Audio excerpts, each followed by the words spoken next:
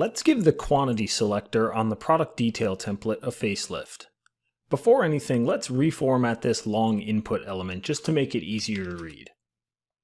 Now, if you were wondering why this input element was inside an input group with only a single input, this is why.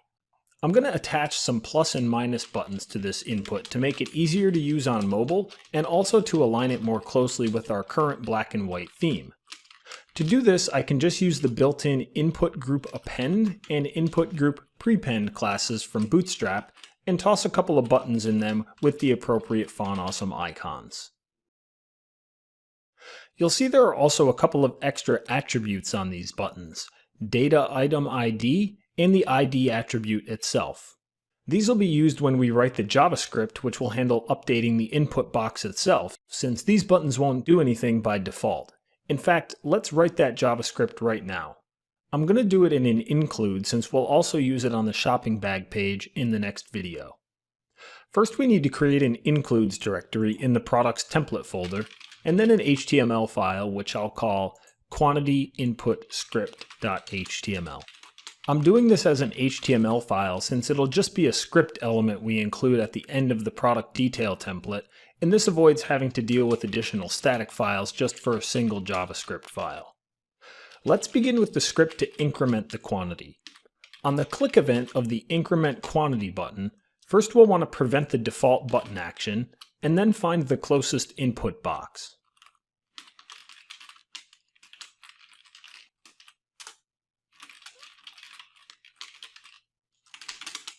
The closest method here searches up the DOM, and the find method searches down. So what we're saying here is from the button element, go up the tree to the closest input group class, and then drill down to find the first element with the class quantity input.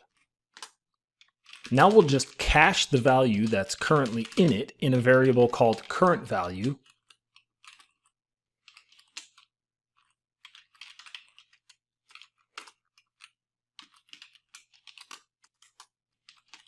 and use that variable to set the input box's new value to the current value plus 1.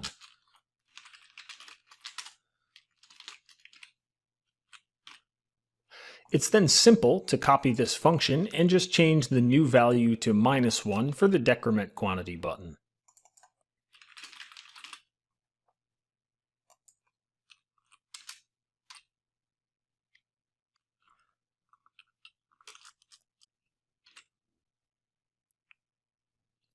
Let's test it out.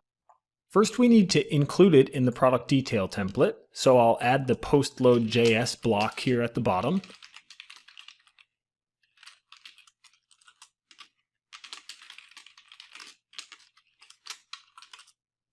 Include the parent block with block.super.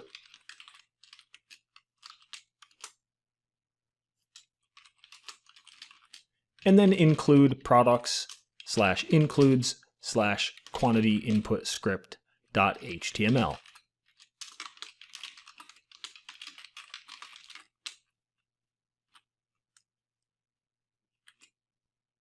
Now let's open the site and view any product's details.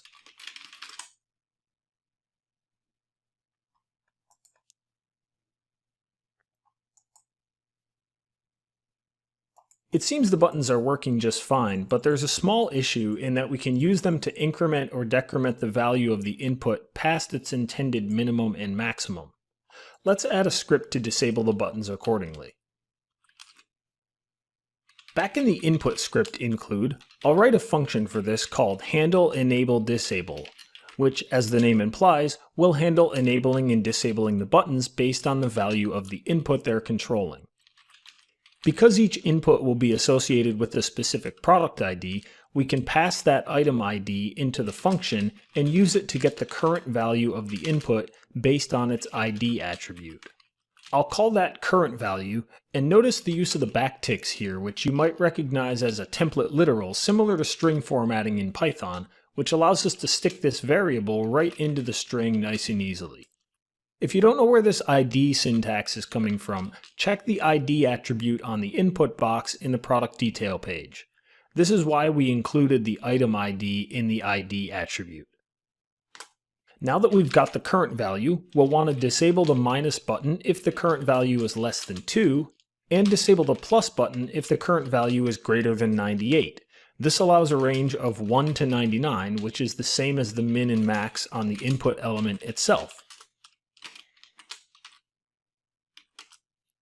Finally, to disable the buttons, I'll use the prop method, which sets the disabled attribute on each button to true or false, depending on whether the current value is less than 2 or greater than 98. We'll want to call this function each time either button is clicked, so to do that I'll go to the increment click event, get the item ID using the data method, which pulls it from the data item ID attribute we added on the button, and then pass it into the handle enable disable function. Then I'll copy it into the decrement script as well, save the file, and test it again.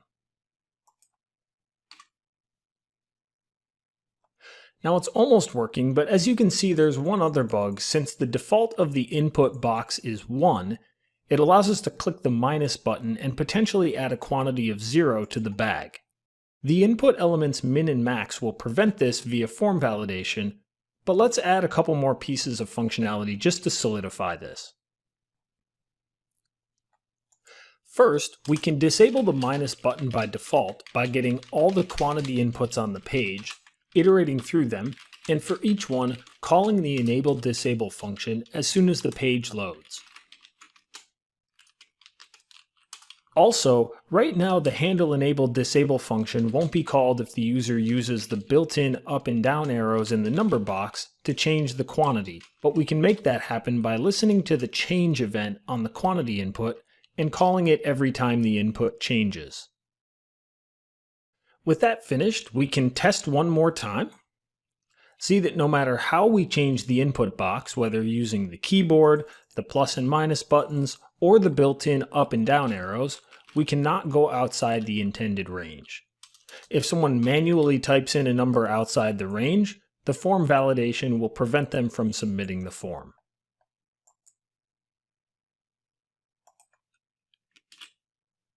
Let's commit our changes, and in the next video, we'll give users the ability to update the quantity of items in their bag right from the shopping bag page.